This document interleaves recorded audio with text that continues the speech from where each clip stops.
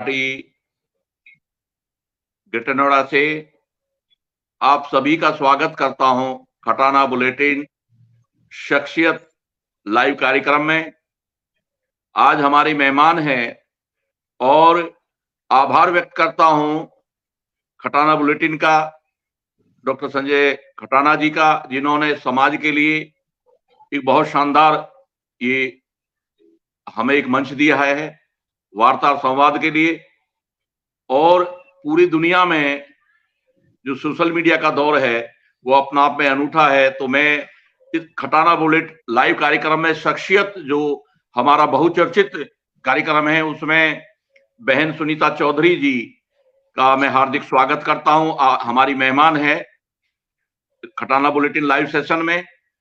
आप सुनीता चौधरी जी के बारे में बताना मैं शुरू करूं। सबसे बड़ी बात यह है कि एक गांव से एक बेटी, एक महिला किन किन संघर्षों के बीच, किन किन जीवन के उतार चढ़ावों के बीच में और वो मुकाम हासिल करती है, शिक्षा हासिल करती है और बड़े आयाम स्थापित करती है, तो उस बारे में मैं जिक्र आज के इस लाइव सेशन में करूंगा। सुनीता जी, आप जो उत्तराखंड में लक्सर के पास आपका गांव है, जहां से आप बेटी हैं, जहां ततारपुर गांव की आप बेटी हैं, और आप उत्तराखंड में ये पड़ता है, और आप सहारनपुर डिस्ट्रिक्ट में जो गंगो के पास में ये ततारपुर गांव है जो आपकी ससुराल है, और बसेड़ा जो लक्सर में है उत्तराखंड में, वहां की आप जो है बेटी हैं। तो मैं स्वागत करता हूं। और सुनीता चौधरी जी, आपसे मैं जानना चाहता हूं कि आप अपना परिचय स्वयं देंगे, उसी के साथ साथ गांव की पृष्ठभूमि से मैं जन्मी पली बड़ी और शिक्षा पाई हुई बेटी कहां कहां किन किन संघर्ष के दौर से गुजरती है, तो मैं आपका परिचय जानना चाहूंगा और सभी श्रोता और दर्शक इस लाइव को देख रहे हैं वो जाने कि एक शख्सियत, एक होनहार बेटी कैसे कैसे आगे बढ़ती है। तो आप अपना परिचय स्वयं दें। सबको नमस्कार और खटाना जी का बहुत बहुत आभार, आप सबका बहुत बहुत धन्यवाद। मैं सुनीता चौधरी, मेरे पिताजी का नाम श्री धर्मपाल सिंह, गांव बसेड़ा, और मेरी शादी हुई बिलासपुर गंगो के पास मास्टर राकेश कुमार रघुवंशी जी के साथ, और 2 मेरे बच्चे हैं, वो ट्विंस हैं, 8th में हैं, तो उनका नवोदय में हो गया, दोनों का वो नवोदय में है। तो मेरी जो शिक्षा हुई, मैं पहली लड़की हूँ जिसने 6th क्लास में लक्सर में एडमिशन लिया था। तो आपको पता ही है कि गांव का किस तरह का व्यवहार रहता है। पिताजी को भी और बाबा जी को भी सबने बहुत आकर कहा कि तुम गलत कर रहे हो कि लड़की को गांव से बाहर भेजा आपने। तो इसलिए बहुत ही उतार चढ़ाव आए, लेकिन मेरे बाबा जी की इच्छा थी कि मैं अपनी पोती को आगे बढ़ाऊंगा और ये समाज में कुछ काम करे, ऐसा चाहते थे। तो मेरे बाबा जी मेरे आदर्श हैं और मेरे पिताजी का भी बड़ा सहयोग रहा। मैंने 8वीं के बाद प्रौढ़ शिक्षा में भी पढ़ाया, फिर 10th के बाद मैंने अनौपचारिक शिक्षा में पढ़ाया। उसके बाद फिर राष्ट्रीय सेवा कर्मी का पद रहा मेरे पास BA फर्स्ट ईयर में। तभी फिर मुझे CDS चेयरमैन बनाया गया, और गांव में तो वो सब चीजें चल ही रही थी कि आगे मत पढ़ाओ, शादी कर दो बेटी की, आगे मत पढ़ाओ, शादी कर दो। तो बहुत सारी खींचातानी चल रही थी। फिर उसके बाद मेरी छोटी बहन की शादी भी हो गई। फिर लोगों ने कहा कि ऐसा क्या कि बड़ी की तुम सुनते ही नहीं, कि छोटी की शादी कर दी, लोग क्या कहेंगे। लेकिन फिर भी पिताजी ने कहा कोई बात नहीं, जब तक मेरी लड़की पढ़ना चाहती है तो मैं पढ़ाऊंगा। मेरी शिक्षा प्राइमरी में सरकारी स्कूल में हुई, फिर इंटर कॉलेज लक्सर में हुई। उसके बाद फिर मेरी ग्रेजुएशन यहाँ महिला डिग्री कॉलेज हरिद्वार गुरुकुल कांगड़ी है, यहाँ पर हुई। MA मेरी रुड़की BSM कॉलेज से हुई, फिर डबल MA मेरी कुरुक्षेत्र यूनिवर्सिटी से हुई, नेट भी मैंने वहीं से किया। उसके बाद फिर मैंने 5 साल यमुनानगर में डिग्री कॉलेज में प्राचार्य के पद पर कार्य किया, 1 साल गुड़गांव में किया, फिर 5 साल मैंने फिर ये जो कपाल मोचन पड़ता है वहां पर 5 साल फिर मैंने प्राचार्य के पद पर काम किया। उसके बाद फिर मुझे हम गांव में आ गए और फ्लाइंग अफसर में 6 साल मैंने कार्य किया। 1 साल मैंने फिर ये जो होता है बाल गृह, इनके ऊपर पर्यवेक्षक मुझे बनाया गया। वहां मैंने 16 बेटे को उनके घर वापस भिजवाया, एक टीम लगाकर, जो सीआईडी टीम होती है। तो उसमें मुझे पुरस्कारित भी किया गया था लखनऊ में। तो उत्तराखंड में भी मेरा अच्छा कार्य रहा। मुझे केआरपी बनाया गया था जब मेरे पास सीडीएस चेयरमैन का पद था। तो केआरपी में मैंने 1036 लोगों को साक्षर किया था। उत्तराखंड ने मुझे यहाँ भी सम्मानित किया था उस टाइम। फिर उसके बाद हरियाणा में जब मेरे पास प्राचार्य का पद था, तो सामाजिक कामों से जुड़ने का तो मेरा शौक रहा है बचपन से ही। तो वहां भी हमने सामाजिक कार्य किया, वहां भी मुझे सम्मानित किया गया। तो इस तरह से जहां भी मतलब मौका मिला, अवसर मिला, मैंने खूब समाज में काम किया। और मेरी इच्छा रहती है कि समाज में काम करना चाहिए। तो मेरा ये सुनीता कहना है कि जी। सुनीता जी, हाँ एक जी। बात आपने कही है जो समाज की, भारतीय समाज की विडंबना है। और हाँ जी। जब आपका बचपन था तब तो और भी ज्यादा दिक्कतें थी बेटियों के लिए। जी जी। जी। अभी आपने एक बात कही कि लोग ये कहते थे कि बेटी को मत पढ़ाओ, हाँ जी।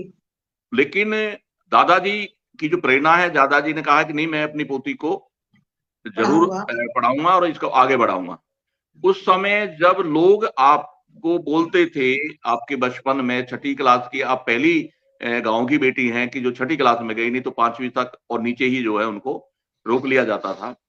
हाँ जी। आपके अंदर उस समय जो पल रहा था, जी। खास तौर से उसको आप बताएं, क्योंकि आपका बचपन है, लोगों जी। का जो है प्रतिबंध है, और दादा जी। प्रोत्साहित कर रहे हैं। उस समय जी। जो आपके अंदर जो पल रहा था, वो क्या क्या उड़ान थी आपकी? मुझे ये लगता है, पहले तो मेरा डॉक्टर बनने का सपना था कि मैं डॉक्टर जी। बनूं और गांव में आकर फिर बहुत अच्छे से गांव के लोगों की सेवा करूं। मैंने बायोलॉजी भी ली थी और 9th में मेरे पास छमाई के एग्जाम तक बायोलॉजी रही। उसके बाद मुझे सुविधा नहीं मिल पाई ट्यूशन की, तो मैंने उसको छोड़ दिया। फिर मैंने सोचा कि समाज सेवी बनूं और एक टीचर बनूं, अच्छी टीचर। तो अच्छी टीचर बनने से ये कि जो हमारे जो जैसे गांव की लड़कियों को बहुत दिक्कतें आती थी, मैंने जब ये मुझे सम्मानित किया गया था देहरादून में, ये 98 99 की बात है। तो उन्होंने शिक्षा मंत्री उस टाइम हरीश सिंह रावत जी थे। तो उन्होंने मेरे से पूछा कि आप इतनी कम उम्र में इतना सारा कार्य आपने कैसे किया। तो मैंने उनको ये कहा था कि कह रहे आपकी क्या मांग है। तो मैंने कहा कि हमारे क्षेत्र में बहुत सारी बेटियां ऐसी हैं जो पढ़ना चाहती हैं, लेकिन कॉलेज लक्सर में नहीं था, डिग्री कॉलेज कॉलेज ना होने की वजह से बहुत बेटियां नहीं पढ़ पाती। तो हम ये चाहते हैं कि हमारे लक्सर में डिग्री कॉलेज खुले और हमारे आसपास की सारी बेटियां, हमारी बहनें वहां पढ़े। तो उसके बाद फिर शिक्षा मंत्री ने कहा भाई डिग्री कॉलेज की तो मैं, देखो बहुत बड़ी बात है, मैं नहीं अभी कह सकता आपको, लेकिन मैं ये कोशिश करूंगा कि आपको इंटर कॉलेज मिल जाए, आप उसको धीरे धीरे डिग्री कॉलेज कर लेना। तो ये प्रस्ताव फिर मेरे पास आया कि वहां से कि आप इंटर कॉलेज खोल सकते हैं, 6 बीघे जमीन आपको उसमें देनी है, एक संस्था रजिस्टर करा लीजिए। मैंने संस्था भी रजिस्टर करा ली थी और उन्होंने जो है मेरे नाम से वो प्रस्ताव भेज भी दिया था।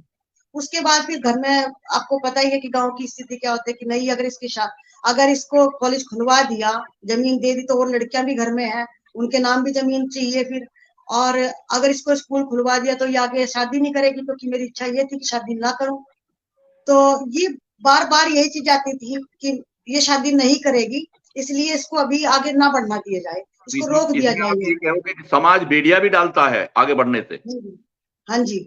बहुत मेरे साथ बहुत खींचातानी चली, लेकिन मैंने हमेशा यही सोचा कि मैं कुछ अच्छा काम करके दिखाऊं। और जब मैंने 12वीं की थी तो गांव में मेरा बड़ा अच्छा रिजल्ट रहा। तो बहुत लोग वहां, उन्होंने कई लड़कियों को एडमिशन दिला कि हम भी अपनी बेटी को ऐसी बनाएंगे जैसी हमारी ये बेटी है। और कमाल। आज मेरे गांव की बहुत सारी लड़कियां पढ़ रही हैं। तो मेरा तो यही कहना है कि जो हमारी बेटियां हैं, हमारी बहनें हैं, उनको अच्छे संस्कार दीजिए आप। अच्छे संस्कार अगर उनके पास होंगे तो वो गलत नहीं होंगी, क्योंकि वो सोचेंगी समाज के लिए कि हमारे माँ बाप के ऊपर कोई कलंक ना लग जाए। अगर हमें बाहर इजाजत दी है निकलने की, तो हमें भी अच्छा ही करना चाहिए।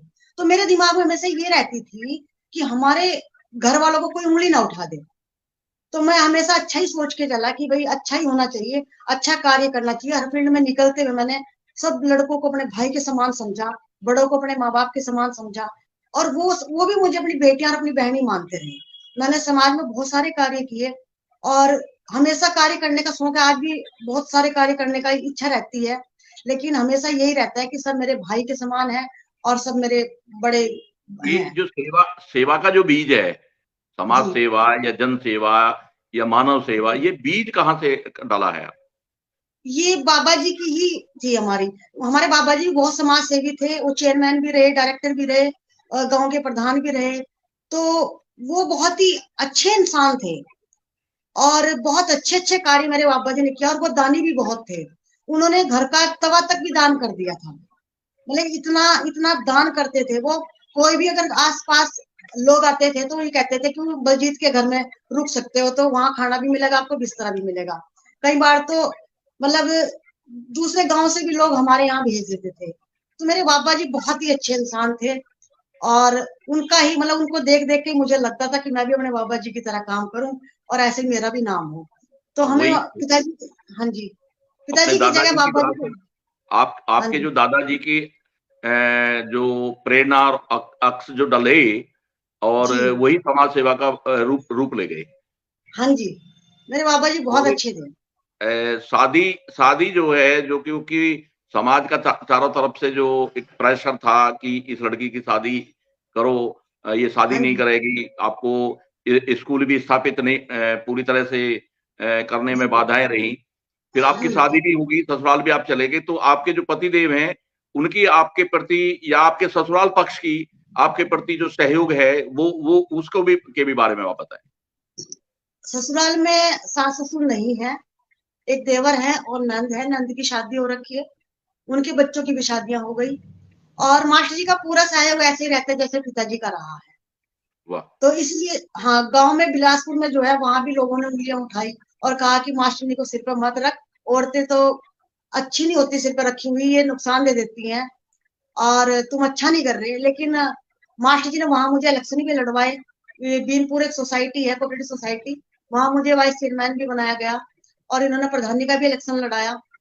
तो बहुत सारे कार्य इन्होंने कराए। तो शुरू शुरू में लोगों ने कहा, लेकिन जब लोकपाल का पद मिला तो लोग घर ही बधाइयां देने आए।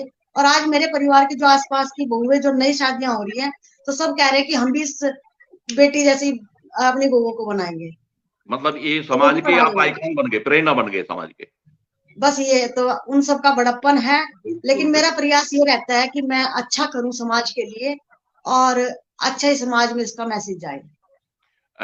मुझे आप पर एक मैथिली शरण गुप्ती जी की पंक्ति याद आ रही है। मनुष्य वो है जो मनुष्य के लिए मरे, वो तो पशु प्रवृत्ति है जो आप यह चरे। तो ये तो आपका वो बड़प्पन है। वो नहीं, वो जो है पंक्तियां यहाँ सटीक होती हैं कि एक जी, इंसान अपने लिए तो कर ही रहा है, लेकिन उसके मन में चाहे प्रेरणा दादाजी से आई है, चाहे जी, प्रोत्साहन पतिदेव जी से मिला हो, मास्टर जी से मिला हो, जी, लेकिन वो कुछ कुछ कर गुजरने की जो है वो ललक उसकी जाती नहीं है।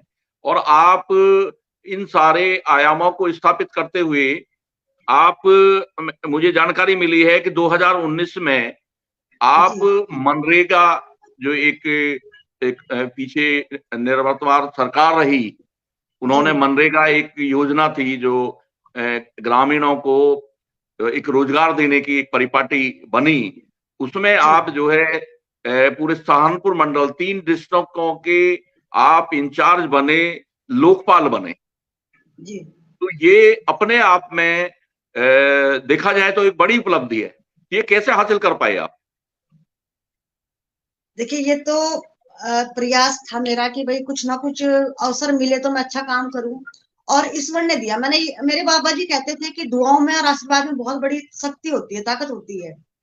और मुझे ऐसा लगता भी है कि जब हम अच्छे कार्य के लिए सोचते हैं तो ईश्वर हमें वो मौका देता है। तो अब मुझे इसमें अवसर मिला। और जब ये कोविड चल रहा था, आप सबको पता है कि कितनी बुरी स्थिति थी और मेरा हमेशा ये रहता था कि उस टाइम बहुत लोग शहरों से गांव आ चुके थे और उनके पास कोई रोजगार नहीं था। तो सरकार के ये आदेश थे कि हमारे जो माननीय मुख्यमंत्री जी हैं योगी आदित्यनाथ जी, तो उन्होंने ये कहा था कि किसी भी आदमी को, कोई आदमी ऐसा ना हो कि उसके घर में चूल्हा ना चले। तो जितना भी मतलब मनरेगा में कार्य हो सकता है सबसे काम कराइए और अगर उनके पास जॉब कार्ड नहीं है तो स्लिप दीजिए आप और उनसे काम कराइए। तो मैं और मास्टर जी सुबह ही निकल जाते थे, और उसके बाद बच्चे हमारे घर में रहते थे जैसे, तो सुबह ही खाना बना दिया। बच्चे हमारे छोटे ही थे उस समय, ये नवोदय की तैयारी कर रहे थे बच्चे। तो हम जैसे ही सुबह ही निकलते थे खाना बना के उनका दोपहर का, और शाम तक हम सारे में मतलब पूरे फील्ड में निकलते थे, और उनको जैसे काम मिलता था और जिनको नहीं मिलता था उनको काम दिलवाते थे, और 15 दिन के बाद उनकी पेमेंट हो जाती थी, फिर वो भी चेक करते थे। तो पूरे कोविड में हम घर नहीं बैठे, और जितना हमारे पास चावल, मिठाई, गुड़, शक्कर जो भी था, वो भी हम ये सोचते थे कि जिसके पास नहीं है तो घर से भी उनको हमने दिया था। तो हमारा प्रयास ये रहता था कि हर आदमी के घर में चूल्हा जले। तो एक बार ऐसा हुआ मुजफ्फरनगर में, कई सारे ऐसे लोग थे जो वहां के प्रधान जी उनको कार्य नहीं देते थे इसमें मनरेगा में। तो वहां के लोगों के मेरे पास फोन आए कि जी बहुत बुरी स्थिति में हम लोग, हमारे घर में तो बच्चे भूखे मर गए और हमें काम चाहिए। तो फिर हम लोग वहां पहुंचे, और हमने प्रधान को भी बुलाया, और फिर उनकी मीटिंग ली, और उसके बाद फिर उन लोगों को रोजगार दिलवाया।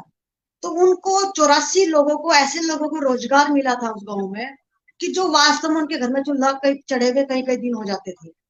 तो वो बेचारे कैमरे वाले को लेके आए, उन्होंने कहा जी हमें तो आपकी फोटो चाहिए दोनों के, हम मंदिर में रखेंगे।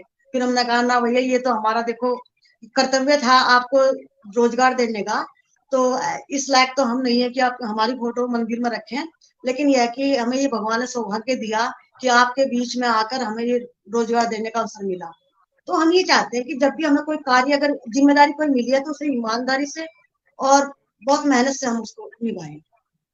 आप जब ये सब सारा काम आप कर रहे थे, कर पा रहे थे, एक और नई चीज निकल के आई है कि आपको जो ओहदा मिला, जो प्रशासनिक पद मिला, वो जी सरकार ने दिया।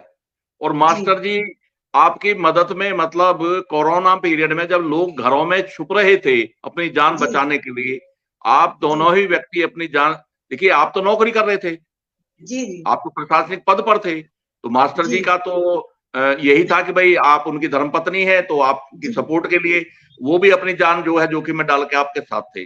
ऐसा भी जी तो रहा होगा, क्योंकि होता क्या है कि जब लोग भलाई करते हैं, लोग सच्चाई के साथ आगे बढ़ते हैं, तो ऐसे भी जी तो कुछ लोग होते हैं जिनके पेट में दर्द हो जाता है, ऐसे भी कुछ ऐसा ही लोग रहे होंगे। जी तो वो ऐसा जो, जी जी जी बताएं। हाँ जी। यहाँ जो सहारनपुर में डीएम साहब थे अखिलेश सिंह जी, वो बहुत अच्छे थे और बड़ा कोऑपरेट किया। लेकिन जो श्यामली में सीडीओ साहब थे, उन्होंने बहुत परेशान किया हमें, और उन्होंने तो हमारे ऑफिस के ताला भी लगा के रखा, ताकि हम ऑफिस में ना बैठ सके, किसी की सुन ना सके। और आज भी मेरा दोनों जिलों का पैसा ऐसे ही पड़ा हुआ है। तो भुगता तो मैंने बहुत है, लेकिन कोई बात नहीं, ऊपर वाला देख रहा है। जो मेरी ड्यूटी थी, मैंने अपनी ड्यूटी को ईमानदारी से निभाया, और मुझे इस बात का अपना कोई अफसोस नहीं है कि मेरी तनख्वाह नहीं निकली। नहीं, उनको क्या परेशानी होगी कि जबकि आप ईमानदारी से काम कर रहे थे। उनका मानना ये था कि आप फील्ड में आके काम ना करें। कागजी कार्रवाई जैसे वो पहले से चलती आ रही थी, कि काम कागजों में दिखाया और तनख्वाह निकाल के प्रधान के हिस्से में आ गया, जैसे भी हुआ वो चीजें यानी कि चल रही थी। आप सीधे तौर पे यही आपका कहना है कि एक जो भ्रष्टाचार और करप्शन था, जी जो जी सरकार से आम आदमी के लिए जो पैसा आता है मनरेगा के नाम जी पे या किसी दूसरी योजनाओं के नाम पे, कि वो जो है आप काम ना करें, और वो हाँ पैसा जी जो है वो आप इस बीच में आप ये देखिए कि एक दूसरी बात आती है। आप सब कुछ दांव पर लगाकर, अपनी जान दांव पर लगाकर, सब कुछ जोखिम उठाते हुए आप भी तो साठगांठ कर सकते थे उन लोगों से, भाई पैसा नहीं, आप भी कमा सकते थे। मेरे पिताजी ने जैसे ही मुझे समाज में निकाला था, तो ये बात पहले ही कही थी कि बेटा, अगर मैंने कभी ये सुन लिया ना कि तूने 1 रुपया भी रिश्वत ली है या कोई भ्रष्टाचारी की है, तो बस ये समझ लेना कि तूने मेरा पूरे जीवन का कैरियर खराब कर दिया। बड़ी बात। और मैं ये चाहता नहीं कि तुम ऐसा कुछ करो। तो मैंने वही चीज अपने दिमाग में बैठाई हुई है कि जब भी समाज में निकलना है, बहुत ईमानदारी से और बहुत ही वफादारी से निकलना है। आप आपके रास्ते भी में बाधाएं भी तो आई होंगी। एक बहुत सच्चे बाधाएं इंसान, हैं। सच्चे इंसान जो भी समाज में जी काम करते हैं, तो उनको जो ऑफिसर ईमानदार होते हैं, उनको भी बड़ी परेशानी है। आपके जीवन में या आपकी जो ये पीरियड रहा है, आप 2019 से 2021 तक लोकपाल रहे हैं, एक बहुत अच्छे बड़े पद पर रहे हैं और लोगों के डायरेक्ट फायदे आपने किए हैं, तो जो बाधाएं आई है उनका भी तो आप उल्लेख करें। क्या क्या कुछ ऐसा घटा आपके जीवन में, आपकी इस लाइफ में? बहुत बाधाएं आई हैं और मुझे रोकने की कोशिश की गई है, इसीलिए मेरा जो 4 साल का पीरियड होना था वो नहीं हुआ, एक्सटेंड नहीं हुआ, यही वो कारण रहा। लेकिन मुझे इस बात का कोई दुख नहीं है, मैंने जितने समय भी काम किया वो बड़ी ईमानदारी से किया। मेरे साथ बहुत सारी घटनाएं घटी, प्रधान ने भी मुझे ये कहा, कई बार तो इन्होंने पता नहीं सरकार का था क्या था ये मुझे समझ में नहीं आया, लेकिन कई बार ऐसा हुआ कि जब हम जांच के लिए गए किसी गांव में, तो प्रधानों ने वहां आपस में झगड़ा शुरू कर दिया, शिकायतकर्ता कर कुर्सियां तक बजी। हमने पुलिस को फोन किया, पुलिस हमारे साथ भी जाती थी। तो ऐसे भी कई जगह हुआ है कि हम जैसे ही पहुंचे वहां पूरा हंगामा हो गया ताकि हम लोग उन लोगों की बात ना सुन सके। लेकिन हमने वो बात सुनी, उनकी मजदूरों की बात सुनी, दूसरी जगह बुलाया उनको और सारी समस्याएं सुनी और उनका निराकरण भी किया। हमने डर के काम नहीं किया और 3 साल तक मास्टर जी ने और कोई काम नहीं किया, केवल मेरे साथ ही रहे। तो बड़ी बात है। हाँ जी। आपकी आपकी सफलता में जहां दादाजी की प्रेरणा है, दादाजी का जो है उनको आपको बहुत प्रेरणा दी और आगे बढ़ाया, तो वहां पर मास्टर जी का जो रोल है वो एक बहुत एक योद्धा की तरह है आपके साथ में। और मेरे ख्याल से मास्टर जी का साथ मिलने से भी आप जो है बहुत आगे बढ़ पाई हैं। ये जो मतलब समाज सेवा है या ईमानदारी है, ये अपने आप में अनूठा है और रेयर है, सबके बूते की बात नहीं है।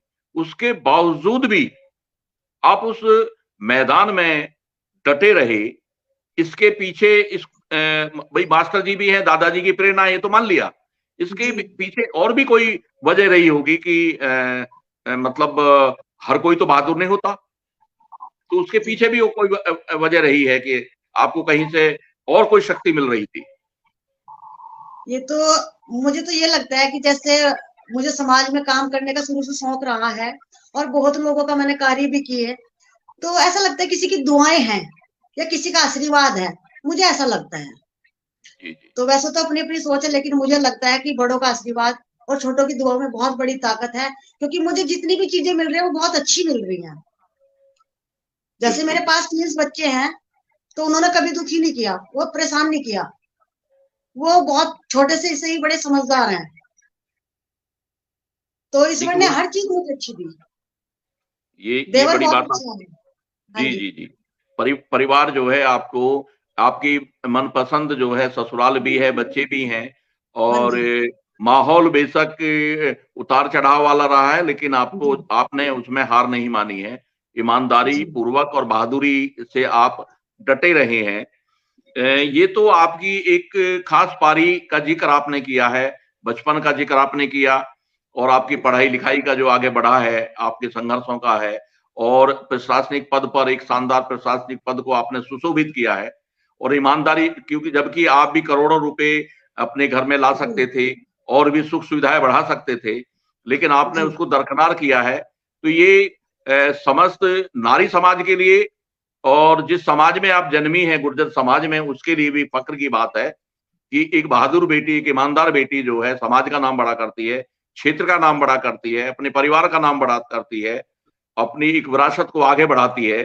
अब जो दौर है, इस दौर में आप किस तरह से समाज की परिकल्पनाएं कर रही हैं? बेटियों का जो आप, मैं तो ये कहूंगा कि एक बहुत रेयर लोग बचे हैं समाज में इस तरह की प्रेरणा के लिए अडिग बचे हैं। आप इस दौर में, जो दौर चल रहा है, मैं ये कहूंगा कि अब ये कहना मतलब अतिशयोक्ति नहीं होगी, बिगाड़ का दौर चल रहा है समाज में। इसको आप किस नजरिए से देख रहे हो?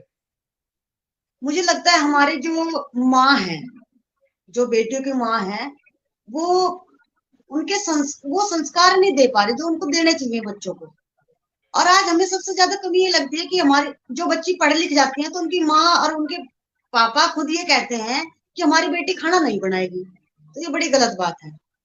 बच्ची को मजबूत बनाओ, स्ट्रॉन्ग बनाओ, बहादुर बनाओ और अच्छी एजुकेशन दो, लेकिन उसको ये मत सिखाओ कि तुझे अगले घर में कुछ भी नहीं करना।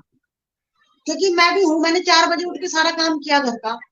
उसके बाद छोटे बच्चे भी थे घर में, सास ससुर नहीं है, दुरानी जेठानी नहीं है, सारा काम खुद भी करना पड़ता था, कई बार स्वास्थ्य भी खराब होता था, लेकिन फिर भी मतलब मुझे ये लगता था कि ये काम मुझे करना चाहिए। तो ये मजबूती होनी चाहिए लड़की के अंदर, लड़की को हर तरह के संस्कार डालने चाहिए ताकि वो आगे मजबूत हो और आगे अपने बच्चों को भी अच्छी शिक्षा और अच्छे संस्कार दे सके। हमारे यहाँ रामायण का पाठ खत्म हो गया, गीता खत्म हो गई, कोई भी नहीं पढ़ता, पता ही नहीं है बच्चों को। तो अच्छी चीजें बच्चों को पढ़ानी चाहिए और अच्छे अच्छे जो कार्यक्रम होते हैं उनमें बच्चों को लेके जाना चाहिए, मेरा ये मानना है। तो बिल्कुल अगर बिल्कुल। हमारे बच्चों में, बेटियों में संस्कार होंगे और बेटी मजबूत होगी तो हमारा समाज बहुत आगे निकल जाएगा। ये जो गलत धारणाएं, जी जी आप बोलिए, आप कहिए अपनी बात। हाँ जी, आप अपनी बात कहिए, पूरा करिए हाँ अपनी जी, बात। मेरा ये मानना है कि जो हमारी बेटियां हैं इनको मजबूत, मतलब ये जो आजकल चल रहे हैं जैसे डांस सिखाना, ये इस तरह की चीजें नहीं होनी चाहिए।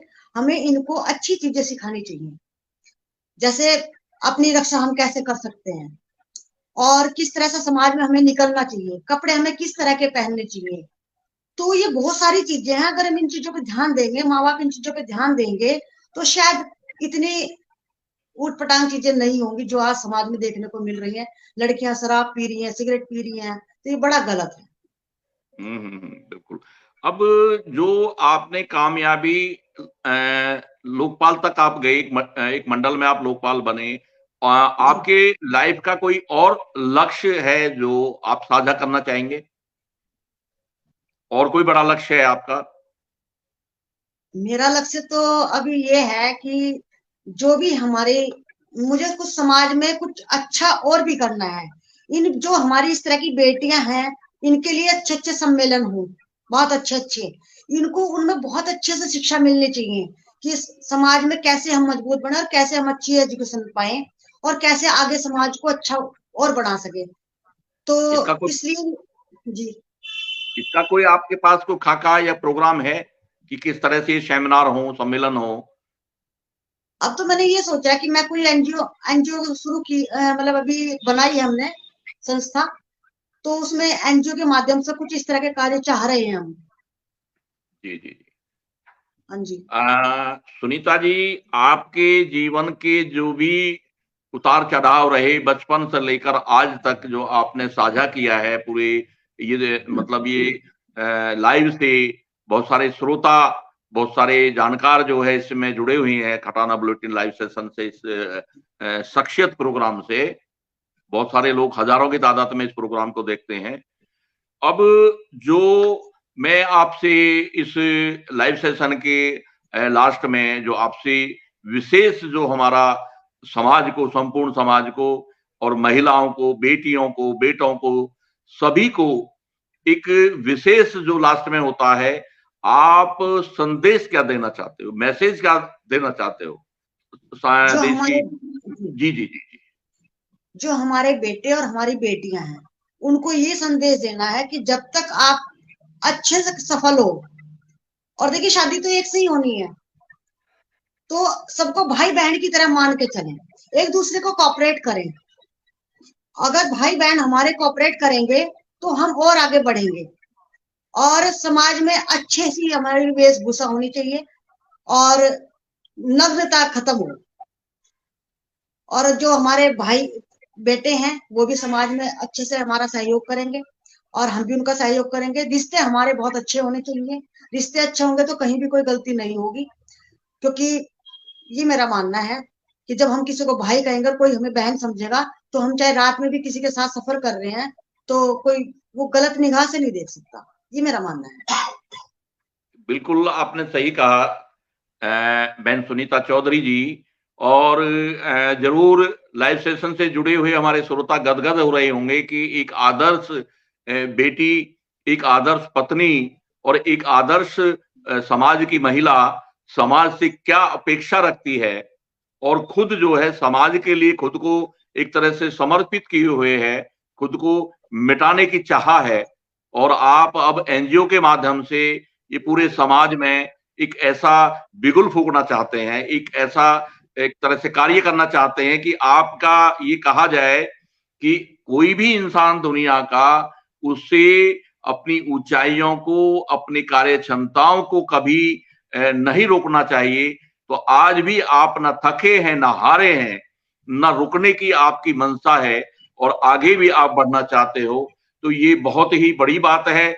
मैं आपको खटाना बुलेटिन टीम की तरफ से मैं पुनः आपका हार्दिक आभार व्यक्त करता हूं, सैल्यूट करता हूं कि हमारे समाज में, गुर्जर समाज में आदर्श अभी जिंदा है, शालीनता, सहजता, सरलता अभी जिंदा है, सच्चाई मौजूद है, उसने अपनी गरिमा को, अपनी मर्यादा को बना के रखा है और संदेश भी वो बार बार यही दे रहा है कि हमें दुनिया में बिगाड़ आ जाए, हमें उसको भी रोकना है, लेकिन अपने अंदर कोई बुराई हमारे अंदर ना चली जाए, कोई विकार हमारे अंदर न चला जाए। उस सच्चाई के साथ हम इस राह को आगे बढ़ाएंगे और इस उम्मीद के साथ कि कोई उम्मीद का नया सूरज उगेगा।